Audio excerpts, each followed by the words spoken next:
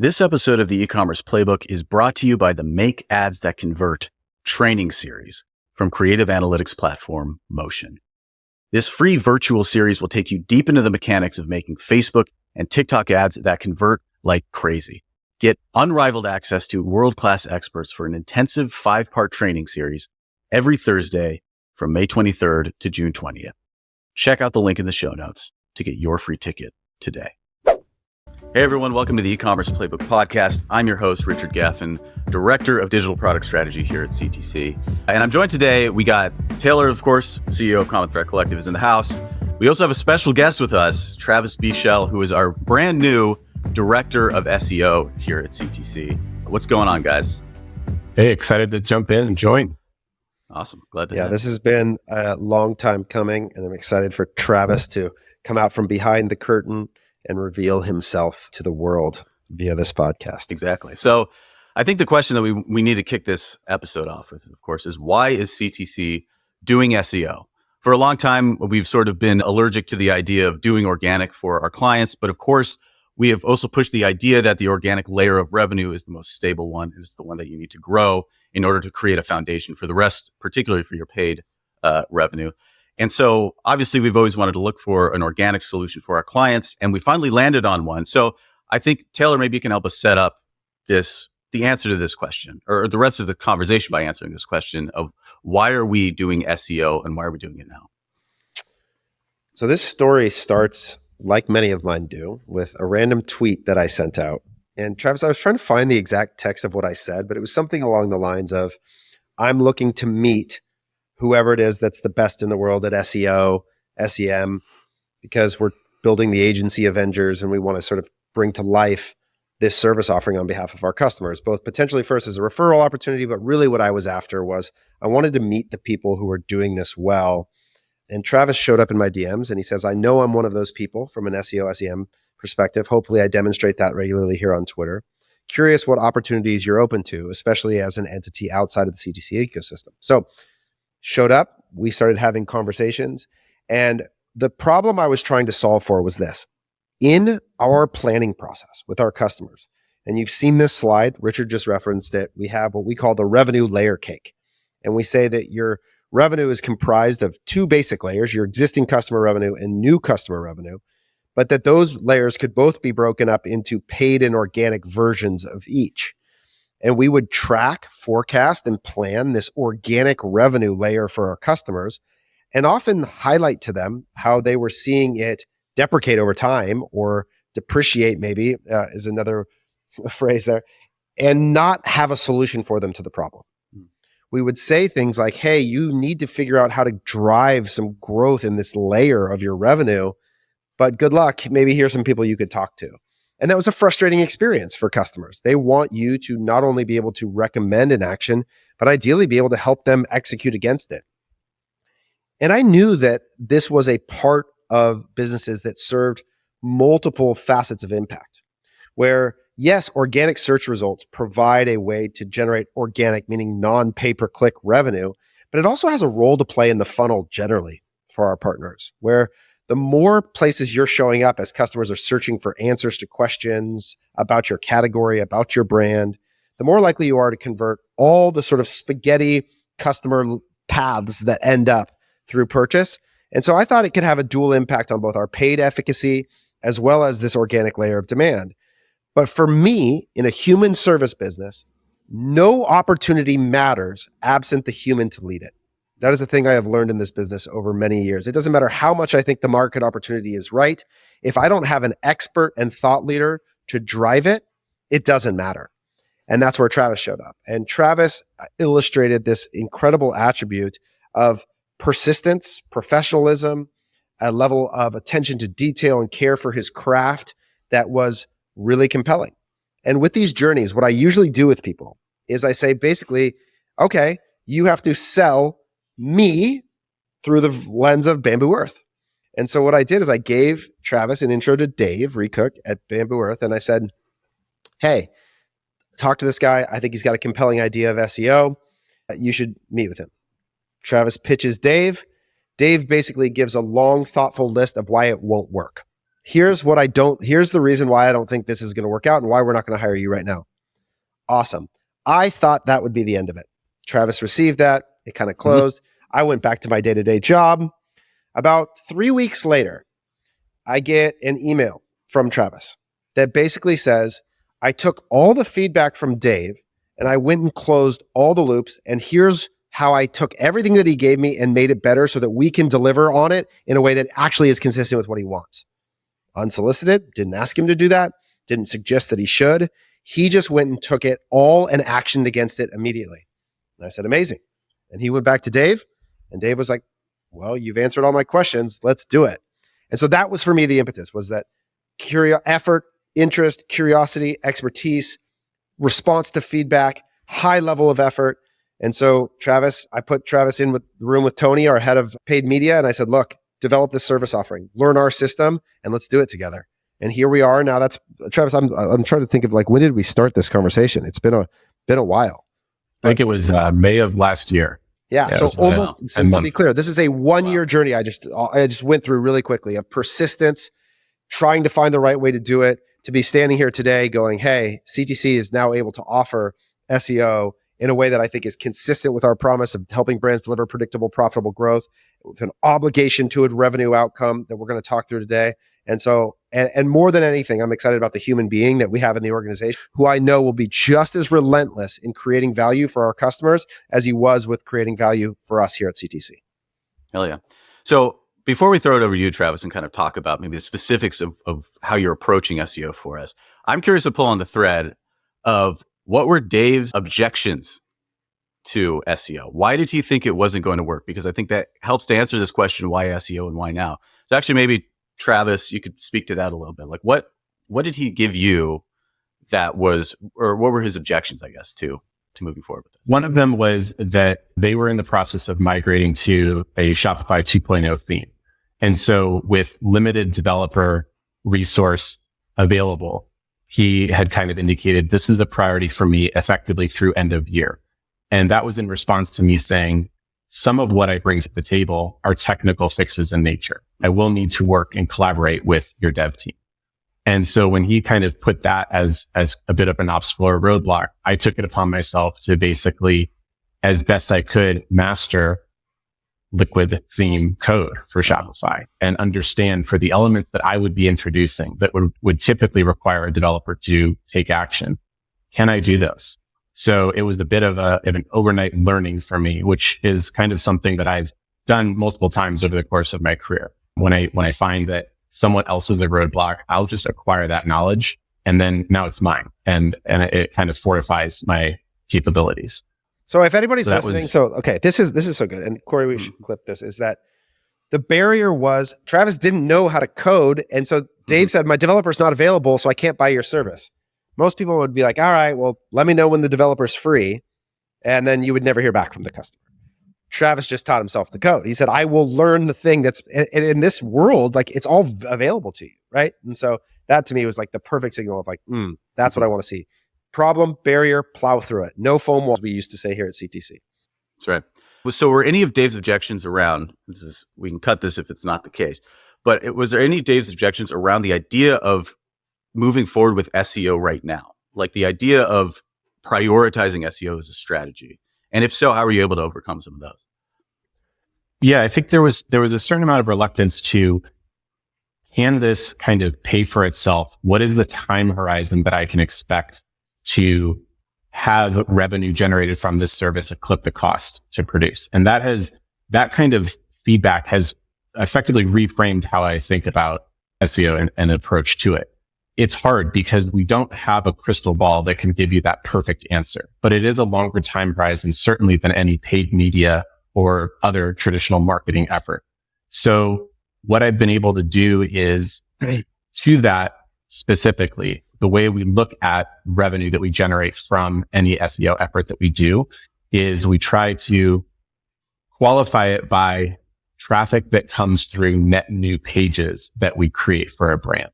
And then if we're looking at organic traffic through only those pages as landing pages, that's something that didn't exist yesterday. We've created it for you today to specifically capture demand that exists out there in the market for a product or service that your brand promotes. And that's a clean filter to kind of prove that out in a world where proving and attribution are muddied waters at best.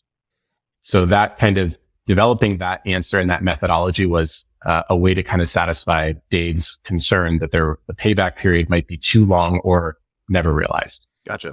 Okay, so go ahead, Taylor. I was just going to say, and this is really important, is that the challenge with SEO that often convolutes this issue is that technical SEO, in other words, the improvement of your existing pages, is subject to all sorts of additional variables that affect volume of demand for that page in a way that it becomes really difficult to isolate your impact into revenue assignment to you. So if let's just say you improved an SEO on a PDP, and then the seasonal demand changes in a way for that PDP, it's hard to suss out like what was the impact of the technical SEO, and you're trying to do year-over-year comparisons of different things, and you're trying to build a narrative more than you can isolate the impact explicitly.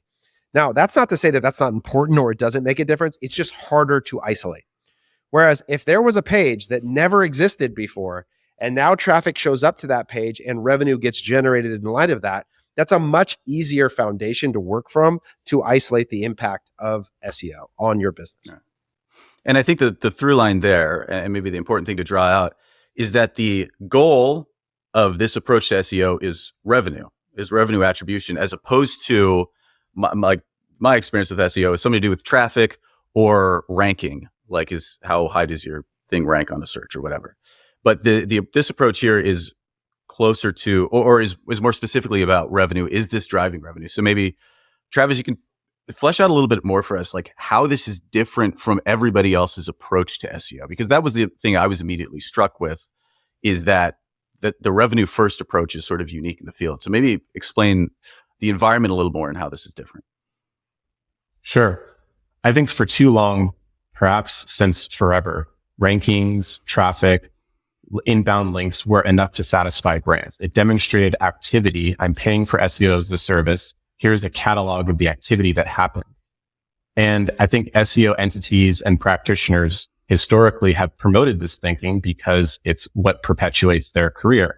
And in a way, it kind of poisoned the well, because you might exit a 6-month engagement having paid X thousands of dollars for this service, and you don't have a real, tangible, provable way to say, here's the net new revenue that I earned from that, unlike paid media or unlike other marketing efforts. So I think that has gone on for effectively decades. And it's really unfortunate, because SEO does have the potential to bring net new organic revenue into a business. And that's kind of what we're trying to do. I think mature, elevated brands and thought leaders realize and, of course, understand that revenue is king. So for us at CTC, revenue is the only measuring stick that matters, and that's how we grade our work. Of course, rankings are important. Of course, increased exposure on search results pages is important, but they're precursors to success, and they shouldn't be conflated with KPIs or success metrics themselves. So we focus relentlessly on delivering that net new organic revenue to the brands that we service. Yeah. And what I love about this is it now allows us to take ownership and responsibility for that revenue item in our dashboard, which is that organic revenue piece, right? And to start to say, we will make an impact there and measure our success there. And that number ladders up to the overall revenue goals of the business, which ladder up to a contribution margin outcome. And so we continue to hone everything directionally in making the financial impact that connects to the marketing tactics we're suggesting. And we know putting ourselves on the hook for that is the highest bar of expectation. But that's what we're signing up with clarity. It's why I think we have an edge in the market right now in terms of the service offering, is because we're willing to put our name on a bottom line outcome and say, hire us or fire us on the basis of that result. We'll take ownership and responsibility for it. And I can say as a leader, that's what I crave. I crave partners in that pursuit, whether it's my employees, whether it's an outside vendor. If they say, I know what you care about, and so I will take responsibility for improving that thing and not try and obfuscate it with traffic numbers or other listing ranking results that ultimately don't change my bank account. Those are the kind of people I want to be in the trenches with. Right. Big announcement. The Make Ads That Convert training series, hosted by the creative analytics platform Motion, is starting on May 23rd. 4 performance marketing megastars, Morella Crespi, Jess Bachman, Savannah Sanchez, and Dara Denny, are coming together on the same stage for the first time to teach you how to power up your creative strategy. They've managed hundreds of millions of dollars in ad spend. They've turned unknown D2C brands into household names. And now they're joining forces to teach you creative operations and planning, ramping up ad production, mastering creative hooks, and more. With your free ticket, you'll get VIP entry to all 5 live sessions, live Q&As and secret bonuses, and recordings of all sessions. So check out the link in the show notes to get your free ticket today. Yeah, it seems like there's definitely a sense in which people often treat organic revenue as being this sort of mysterious thing that either kind of happens or doesn't. But what we're doing is taking a stance and saying this is a lever that we can control, something we can actually pull. And that's part of what sets us apart. So I'm kind of curious to talk maybe specifically about your approach to SEO tactically. And part of the reason that I'm interested in that is a conversation we were having before we hit record, which is about something, Taylor, you brought about, isn't it too late for SEO? Isn't AI going to replace all of this? Blah, blah, blah. And so what I'm interested in is, and Travis, you sort of mentioned a response to that. So I want to talk through that right now. Like what's your response to that sort of that thought about the idea that it's too late for SEO or that AI is going to replace everything or whatever? And how do you respond to it in terms of your actual day-to-day work? I think that to be pessimistic about a completely unknown future is irresponsible. Yeah. So we can't predict the future of what a search results page will look like or the influence of AI on that. But what any brand absolutely can focus their efforts on is what I like to call the health and wellness of your website. Mm-hmm. If there's a future where in advertising, you plug in your single domain URL and everything is done for you, well, you still control the content structure, et cetera, of your domain, of your website. So part of the initial part of our SEO work tactically is to do just that, to redress your existing site and make sure we look at 170 different factors. And we do our best to make sure that your entire site, from collection pages to PDPs to even content pages, are up to snuff, that they give the best inputs, the best signals to search engines so that your website can be better crawled, indexed, and ultimately discoverable for people looking for the product or service that your brand offers. Right. The idea that ultimately it's still up to you what's on your website, and that is going to be essentially completely in control. Exactly right. If you think about even Google, there is a constant iteration to what the algorithm prefers and what the structures are. That part of this journey will always be adjusting your tactical execution to meet the primary tool of the moment. And whatever SEO or whatever AI is going to become is a discovered future that we don't know yet. But we do know today, right now, that brands are in desperate need of additional levers outside of meta advertising to find ways to build a sustainable, healthy business. And that margin innovation is a thing I've talked a lot about, is that the idea that everybody's growth is just going to come from a perpetual increase of advertising spend while holding efficiency constant is not real. And so for many brands, they're at a maturity phase where they have an opportunity to make sort of what I would call ROIC-based investments, return on invested capital over longer periods of time, where they can look out 3, 6, 9, 12 months and say, all right, what could we invest in today that would bear ongoing return for us as a business into our future to help make this business more likely to exist in 10 years? And to me, SEO is part of that, where we both acknowledge the need for short-term impact and also the potential value of the long-term horizon. Andrew and I used to use this metaphor a lot back in the early days of CTC about growing rice or going to the store and buying rice, right? The metaphor was that you, depending on what the need was, you would choose to make the impact. But the reality is, it is a lot more sustainable for brands to have the opportunity to do both, to go and pick it from the trees or to also go to the store and buy it when necessary. And if you have both, you create leverage in your organization for demand and reduce risk of volatility. So all of these things are ways in which you can create a better future for your business by making both kinds of investments, not one or the other. And I love that because I independently came up with my own analogy of, do you want an apple today, or do you want to plant an apple tree that yields fruit in perpetuity for its lifetime? So it's a similar thing where you can have that immediate result, which is paid efforts, or you can have a fruit yielding tree for years and years to come if you invest in that, the health and wellness of that tree, your website. Right. And I like the idea too, and what both of you are saying, that it's like, it is actually kind of not an either or. Too often people just decide not to plant the tree, but you can plant the tree and then buy the apples while you wait for the tree to fruit as well. It's like, it's not a binary. Okay, cool. So I think like a lot of what this episode is of course, we're making a pitch for our SEO services. And of course, if you go to commonthreadco.com and hit the Hire Us button and ask about SEO, you can go ahead and do that. And we would love to do this for you. But what we also want to do is provide I think it's interesting always to provide our folks with practical tips.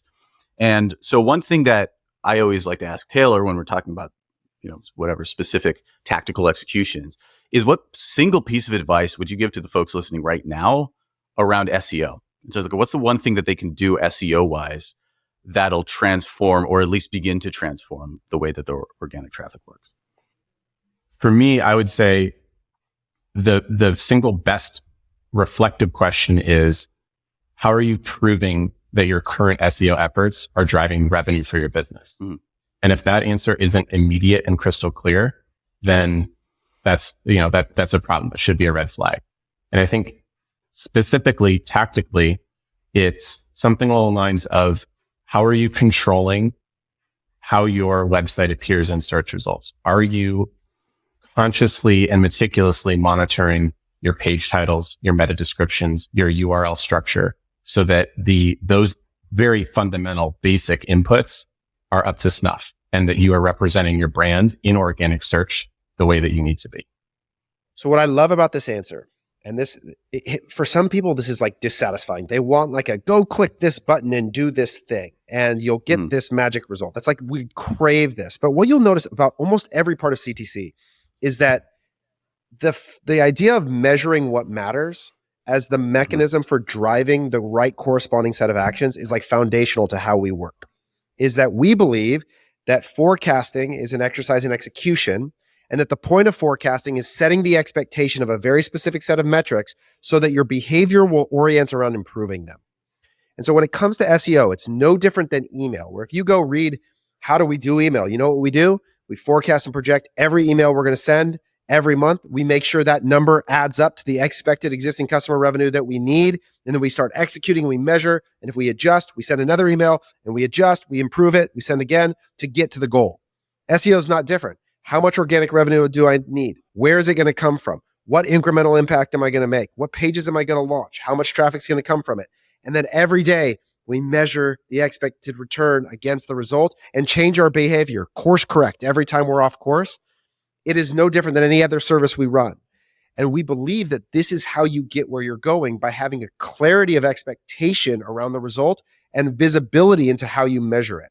And so that isn't a specific tactic. Yes, we're going to design a lot of pages. We're going to use tools like Ahrefs to understand search volume and where the opportunity exists, and the relationship between competition and volume, and figure out the right words to focus on, and all those things. But it actually begins very foundationally with measuring the impact clearly. I'll throw it back to you, Taylor, Travis. Is there anything else that you want to hit on this? Anything that you want to leave the folks with? Well, I do. Travis, let me set you up for one more thing, because the expectation that we gave you when you came in was that you looked at all the CTC tools, everything from GQ score to the growth map to Statless. And we said, this only works if you integrate it into the profit system. If you become a part of it, it can't be separate to it. And so maybe you can talk a little bit about how Power Score leads to the impact and measurement in the growth map, leads to how we report in Statless, so people can understand how this is not going to be a separate siloed experience from Common Thread, but it's going to be a key critical function of the profit system. Yeah. When we talk about growth maps, there's a separate tab where we're tracking SEO efforts over time as well. We are setting an expectation. We are forecasting out the potential traffic and revenue that every effort generates. And that feeds into the entire ecosystem there. When we talk about starting off with an SEO client, one of the first things we look at is what we call the SEO Power Score. And that is technical in nature. We're looking at 170 different factors. We have a custom weighted scale based on the priority of concern and the number of pages affected to give you a singular output that's paired with poor, good, fair, or excellent. And so that kind of sets the stage for our focus in month one of work together. And so that entirety of month one's work is centered on the areas that need the most help because they're affecting the most pages or they're the highest priority. That kind of then can work in the background as we then launch into content SEO, which is where we are focusing on those areas where there is overlap of relatively low competition, but high volume for a keyword theme, phrase theme that your brand's product or service can satisfy. And so then month in, month out, we're delivering batches of monthly content in the form of pages and measuring those meticulously over the course of time after they launch. So that ladders up to expected, revenue contributions from organic and kind of sets that stage. So from the start, when you come in, just understand that anything that we do is anchored in this idea of helping you define a financial objective, and then all of the marketing and execution that will flow out of it. And we will be rigorous in holding ourselves accountable to delivering on the financial result connected to whatever marketing effort you're participating with us in. And I think that whether that's at CTC or not, that's my encouragement for you, is to take from this, like Travis said, go examine and ask the question, what am I doing in SEO right now? How am I measuring its impact? And what is the return on that investment? Could it be better? Is there more opportunity to reduce the volatility of your business, drive more organic demand, build more trees? We could all use more trees. There you go. Wise words. All right, folks. Thank you again to Travis for joining us. Thanks, Taylor. And like we were mentioning before, if you want us to do this for you, we of course would love to start that conversation. So come to commonthreadco.com, click the Hire Us button, and we'd be happy to have that conversation. All right, folks. Everybody take care. We'll see you next week.